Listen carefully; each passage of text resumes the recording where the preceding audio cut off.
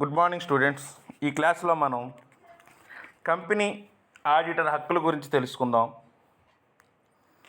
కంపెనీల చట్టం 1956 ప్రకారంగా కంపెనీ ఆడిటర్కి కొన్ని హక్కులను కలిగి ఉన్నాయి. అవి ఏంటంటే, ఒకటి, కంపెనీ పుస్తకాలు మరియు ఖాతాలు మొదలైనవి అందుబాటులో ఉంచుకునే హక్కు. ఇది సెక్షన్ 227 సబ్సెక్షన్ 1 ప్రకారంగా కంపెనీ యొక్క ఆడిటర్కి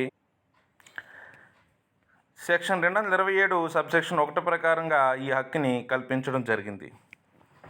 అంటే ఏంటంటే, కంపెనీకి సంబంధించినటువంటి పుస్తకాలు కానీ, ఖాతాలు కానీ, ఓచర్లు ఇలాంటివన్నీ కూడా అవి కంపెనీ యొక్క ప్రధాన కార్యాలయంలో ఉన్నప్పటికీ కూడా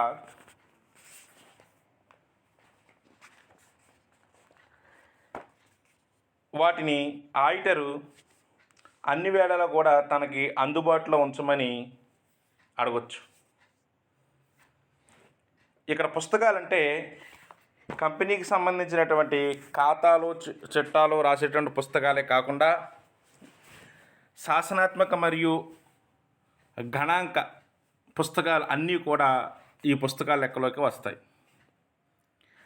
అవి అతడికి ఎప్పుడు అవసరం అనిపిస్తే అప్పుడు ఆ పుస్తకాలని, ఓచర్ని కూడా పరిశీలిస్తాడు. ఇక్కడ డాక్యుమెంట్లు కూడా మనం పుస్తకాల కింద భావించడం జరుగుతుంది. అంతేకాకుండా ఈ పుస్తకాలను కానీ, డాక్యుమెంట్లు కానీ అతను తనిఖీ చేయాలి అనుకున్నప్పుడు కంపెనీ యొక్క డైరెక్టర్లకి తెలియపరచకుండా ఆకస్మికంగా కూడా అతను వాటిని తనిఖీ చేసే అధికారాన్ని లేదా హక్కుని కలిగి ఉంటాడు. అంటే వాళ్ళకి చెప్పి వాటిని తనిఖీ చేయాల్సినటువంటి అవసరం ఆడిటర్కి ఉండదు. రెండవది, సమాచారాన్ని, వివరణని రాబట్టుకునేటువంటి హక్కు. ఒక ఆడిటర్ తన యొక్క విధులు నిర్వర్తించడానికి అవసరమైనటువంటి సమాచారాన్ని మరియు వివరణని కూడా ఆ కంపెనీకి సంబంధించినటువంటి అధికారుల నుండి పొందే హక్కుని ఆడిటర్ కలిగి ఉంటాడు. కంపెనీ డైరెక్టర్లు కానీ, అధికారులు కానీ సమాచారాన్ని కనుక అందించడానికి కనుక వాళ్ళు ఏమన్నా తిరస్కరించినట్లయితే ఆ విషయాన్ని ఆడిటరు తన యొక్క నివేదికలో పొందుపరచడం జరుగుతుంది. తర్వాతది, తప్పు ప్రకటనలు కనుక ఏమన్నా ఉన్నట్లయితే వాటిని సవరించేటువంటి హక్కు. ఖాతా పుస్తకాలు ఆడిట్ పూర్తి చేసిన తర్వాత ఆ సాధారణ వార్షిక సమావేశంలో సభ్యులకు నివేదించడానికి ఆడిటర్ ఏం చేస్తాడంటే ఒక నివేదికని తయారు చేస్తాడు. ఆ కంపెనీ డైరెక్టర్లు ఆ చట్టానికి సంబంధించినటువంటి నిబంధనల మేరకి అవసరమైనటువంటి డాక్యుమెంట్లు కానీ, స్టేట్మెంట్లు కానీ, అంటే ఆస్తిపరుల బట్టీలు, లాభ నష్టాల ఖాతాలు మొదలైన వాటిని అతను జాగ్రత్తపరచడం జరుగుతుంది. ఒకవేళ లెక్కలు తయారు చేసేటువంటి విధానం కానీ సరిగా లేకపోతే వాటిని సవరించవలసిందిగా ఆ డైరెక్టర్ని ఆడిటరు కోరడం జరుగుతుంది. ఒకవేళ అతని యొక్క సలహాలు కనుక పాటించకపోతే ఆ విషయాన్ని సభ్యులతో ప్రస్తావించేటువంటి హక్కు ఆడిటర్కి ఉంటుంది. ఒకవేళ సంస్థ యొక్క అకౌంటింగ్ పద్ధతి కనుక సంతృప్తికరంగా లేకపోతే ఆ విషయాన్ని ఆడిటరు తన యొక్క నివేదికలో పేర్కొనడం జరుగుతుంది. తర్వాత, బ్రాంచీలని సందర్శించేటువంటి హక్కు. ఆడిటర్ యొక్క ఆ విధి నిర్వహణలో అవసరమైతే సంస్థ యొక్క బ్రాంచీలను కూడా సందర్శించేటువంటి హక్కుని కలిగి ఉంటాడు. ఈ బ్రాంచ్ యొక్క ఖాతా పుస్తకాలని, వాటికి సంబంధించిన ఓచర్ని ఆడిటర్కి అందుబాటులో ఉంచమని అతడు కోరే అధికారం ఉంటుంది. అంటే తనకు అందుబాటులో ఉంచమని కోరతాడు. సెక్షన్ 226 ప్రకారం ఒక కంపెనీ తన యొక్క బ్రాంచీ ఖాతాలని ఏదైనా స్థానిక ఆడిటర్ చేత కనుక ఆడిట్ చేయించినప్పటికీ కూడా కంపెనీ పుస్తకాలు, ఖాతాలు, ఓచర్లు అన్నీ కూడా ఆడిటర్కి అందుబాటులో ఉంచుకునే అధికారాన్ని అతడు కలిగి ఉంటాడు. ఒకవేళ ఆ స్థానికంగా ఉన్నటువంటి ఎవరైనా ఆడిటర్ చేత అక్కడ బ్రాంచ్ని ఆడిట్ చేసినప్పటికీ కూడా ఆ పుస్తకాలను కూడా ఆడిటర్ తన దగ్గర ఉంచుకునేటువంటి అధికారాన్ని, రైట్ని కలిగి ఉంటాడు. తర్వాతది ఆడిట్ నివేదిక మీద సంతకం చేసేటువంటి హక్కు. సెక్షన్ 229 ప్రకారంగా కంపెనీ చేత ఆడిటర్గా నియమితుడైనటువంటి వ్యక్తి మాత్రమే ఆడిట్ నివేదిక మీద సంతకం చేయాలి. ఒకవేళ ఆ ఆడిటరు భాగస్వామి సంస్థకు కనుక సంబంధించిన వాడైతే భారతదేశంలో ప్రాక్టీస్ చేస్తున్నటువంటి ఒక భాగస్వామి మాత్రమే దాని మీద సంతకం చేయాలి. చట్ట ప్రకారంగా ఆడిటర్ సంతకం చేయాల్సినటువంటి లేదా ఆ ధృవీకరించవలసినటువంటి ఏ పత్రమైనప్పటికీ కూడా దాని మీద ఈ ఆడిటరే సంతకం చేయాలి. తర్వాత సాధారణ సమావేశంలో నోటీస్ స్వీకరించడానికి, సమావేశానికి హాజరు కావడానికి హక్కు. చూడండి, కంపెనీ యొక్క సభ్యుల మాదిరిగానే సాధారణ వార్షిక సమావేశానికి సంబంధించినటువంటి నోటీసులు కానీ ఆ ఇతర సమాచారాలు కానీ స్వీకరించేటువంటి హక్కు ఆడిటర్కి ఉంటుంది. అలాగే సమావేశానికి హాజరు కావడానికి, సమావేశంలో ఆడిటర్గా తనకు సంబంధించినటువంటి ఏ వ్యవహారం గురించి అయినా మాట్లాడడానికి కూడా ఆడిటర్కి హక్కు ఉంటుంది. ప్రతి సాధారణ వార్షిక సమావేశానికి కూడా హాజరు కావడం ఆడిటర్కి అవసరం లేకపోయినప్పుడు కూడా కొన్ని సందర్భాలలో ఆడిటరు కొన్ని సమావేశాలకి హాజరు కావడం మంచిది. అవి ఏంటంటే, ఈ నిర్వహణాధిపతుల్ని అంటే డైరెక్టర్ని ప్రత్యక్షంగా కానీ పరోక్షంగా కానీ చర్చించాల్సినటువంటి కొన్ని ప్రధానమైన అంశాలు కనుక అతని యొక్క నివేదికలో ఉన్నాయనుకోండి, వాటికి సంబంధించి వాళ్ళకి అర్థం అవ్వకుండా ఉండడం లేదా అపార్థాలకి దారి రాకుండా ఉండాలి అనుకుంటే అతడే స్వయంగా ఆ సమావేశంలో మాట్లాడితే ఏ గొడవ ఉండదు. అదేవిధంగా ఒక ఆడిటరు తన యొక్క స్థానంలో మరొక వ్యక్తిని ఆడిటర్గా నియమిస్తారు అన్నప్పుడు కూడా అతడు సమావేశానికి హాజరవ్వడం చాలా ఉత్తమం. అలాగే ఈ నిర్వహణ పదులు ఒకవేళ ఆ సమావేశానికి మీరు హాజరు కండి అని ఆడిటర్ని ఒక ప్రత్యేకంగా అడిగారు అనుకోండి, అప్పుడు కూడా అతడు సమావేశానికి హాజరవ్వడం మంచిది. తర్వాత పరిహారానికి హక్కు, అంటే పరిహారాన్ని పొందే హక్కు లేదా పరిహారాన్ని కోరే హక్కు. ఇది సెక్షన్ 633 ప్రకారంగా ఉంటుంది. చూడండి, ఆడిటర్ మీద కంపెనీ జరిపినటువంటి ఏవైనా సివిల్ క్రిమినల్ చర్యలపై ఒకవేళ కనుక కోర్టు తీర్పు కానీ ఆడిటర్కి అనుకూలంగా వచ్చిందనుకోండి, అప్పుడు తన యొక్క ఖర్చులకి, అంటే ఈ కేసుకు సంబంధించినటువంటి ఖర్చుల్ని కంపెనీ యొక్క ఆస్తుల నుండి రాబట్టుకోవడానికి ఆడిటర్కి హక్కు ఉంటుంది. తర్వాత ఈ న్యాయాత్మక సాంకేతిక సలహాలను పొందేటువంటి హక్కు.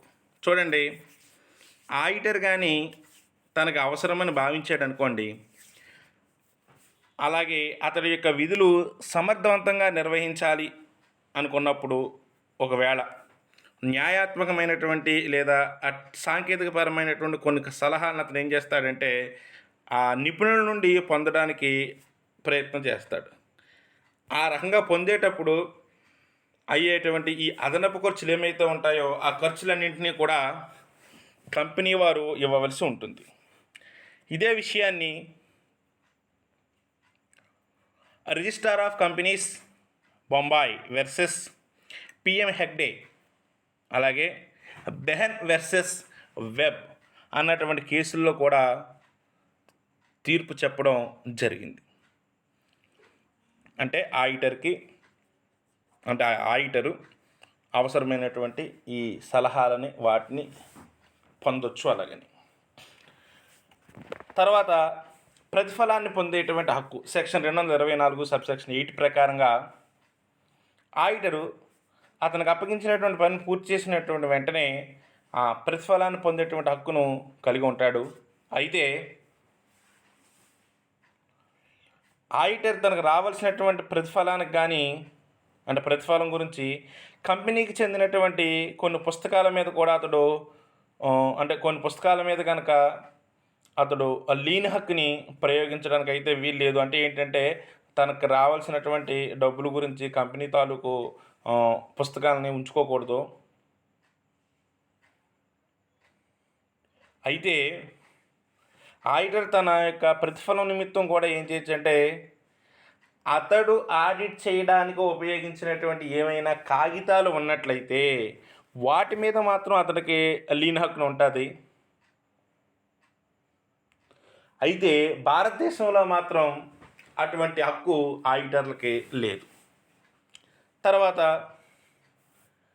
ఈ నియామక సమాచారాన్ని పొందేటువంటి హక్కు సెక్షన్ 224 ప్రకారంగా సమావేశం జరిగినటువంటి 7 రోజుల్లోపు తన యొక్క నియామకం లేదా పునర్నియామకం సంబంధించినటువంటి సమాచారాన్ని పొందే హక్కు ఆడిటరు కలిగి ఉంటాడు. తర్వాత సభ్యులకు నివేదికని సమర్పించేటువంటి హక్కు సెక్షన్ 227 సబ్సెక్షన్ 2 ప్రకారంగా ఆడిటర్ పరీక్షించినటువంటి ఖాతాలని వాటికి సంబంధించిన నివేదికని కంపెనీ సభ్యులకు సమర్పించేటువంటి హక్కు ఆడిటర్కి ఉంటుంది. ఒక రకంగా చెప్పాలి అంటే ఇది అతని యొక్క బాధ్యత కూడా. ఆ నివేదికలో అతని యొక్క అభిప్రాయం ప్రకారం కంపెనీ యొక్క వ్యాపార వ్యవహారాలకు నివేదికలన్నీ కూడా యథాన్యాయ స్థితిని తెలుపుతున్నది లేనిది అన్నటువంటి విషయాన్ని అతడు ఆ నివేదికలో పేర్కోవడం జరుగుద్ది. తర్వాతది ప్రత్యేకమైనటువంటి ఆడిటర్ల యొక్క అధికారాలు. ఏదైనా కంపెనీ ఆ వ్యవహారాలు సక్రమంగా లేవని కనుక భావించినట్లయితే ఆ కంపెనీకి ప్రత్యేక ఆడిట్కై కేంద్ర ప్రభుత్వం వారు ఆదేశిస్తారు. సెక్షన్ 233 ప్రకారంగా ప్రత్యేక ఆడిటర్ని నియమించడం జరుగుతుంది. సెక్షన్ 227 ప్రకారంగా సాధారణ ఆడిటర్కు ఉండేటువంటి అన్ని అధికారాలు విధులు కూడా ప్రత్యేక ఆడిటర్కు ఉంటాయి. అయితే ఈ ప్రత్యేక ఆడిటరు తన యొక్క నివేదికని కంపెనీ సభ్యులకు కాకుండా కేంద్ర ప్రభుత్వానికి సమర్పిస్తాడు. అంటే తనని ఎవరైతే నియమించారో వాళ్ళకే అతడు తన యొక్క రిపోర్ట్ని సమర్పించడం జరుగుతుంది. కానీ అతనికి మాత్రం ఈ కంపెనీ సభ్యులు నియమించినటువంటి ఆడిటర్కి ఎన్ని అయితే అధికారాలు ఉంటాయో అన్ని అధికారాలు కూడా అతను పొందుతాడు. ఆ తర్వాతది మూల వ్యయ ఖాతాల ఆడిటర్ యొక్క అధికారాలు. చూడండి, సెక్షన్ 223 ప్రకారంగా కేంద్ర ప్రభుత్వాలు ఏం చేస్తారంటే ఈ మూల వ్యయ ఖాతాలను కూడా ఆడిట్ చేయించుకోవాల్సిందిగా ఏదైనా కంపెనీని ఆదేశించేటువంటి అధికారాన్ని కలిగి ఉంటారు. అటువంటి సందర్భాలలో కంపెనీ సాధారణ వార్షిక సమావేశంలో ఏం చేస్తారంటే ఈ మూల వ్యయ ఖాతాల ఆడిటర్ని నియమించడం జరుగుతుంది. ఈ తరహా ఆడిటర్కు సెక్షన్ 224 నియమాలన్నీ కూడా వర్తిస్తాయి. అలాగే సెక్షన్ 227 సబ్సెక్షన్ 1 ప్రకారంగా ఉండేటువంటి అధికారాలు కూడా అతనికి సంక్రమిస్తాయి. అయితే ఇతడు తన నివేదికను ఏం చేస్తాడంటే కంపెనీ లా బోర్డుకి సమర్పిస్తాడు. ఆ తర్వాత దాని యొక్క ప్రతిని కంపెనీకి పంపిస్తారు.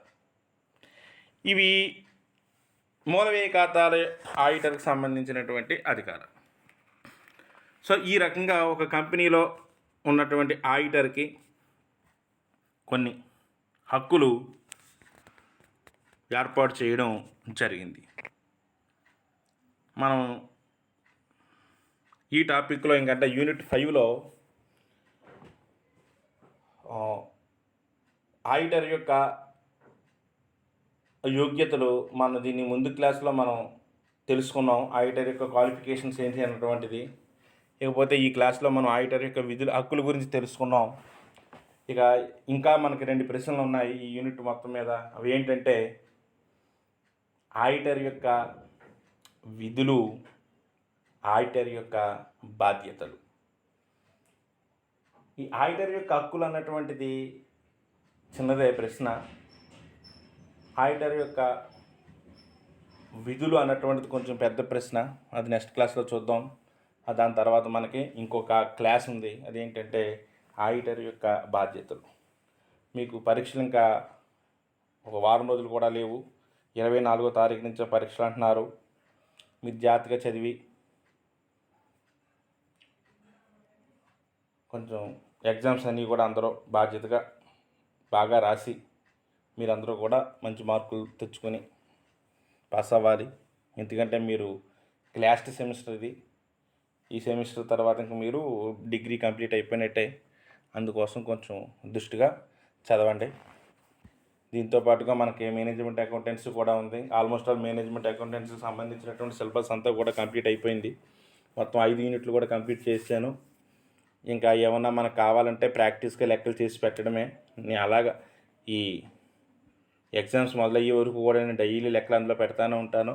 వాటిని కూడా చూస్తూ ఉండండి. వాటితో పాటుగా ఆ మిగిలినటువంటి సబ్జెక్టులు ఏమైతే ఉన్నాయో అవి కూడా జాగ్రత్తగా చదివి అన్ని సబ్జెక్టులకు కూడా బాధ్యతగా చూసుకుని మీరందరూ కూడా మంచి మార్కులు తెచ్చుకోవాలని కోరుకుంటున్నాను. Good bye.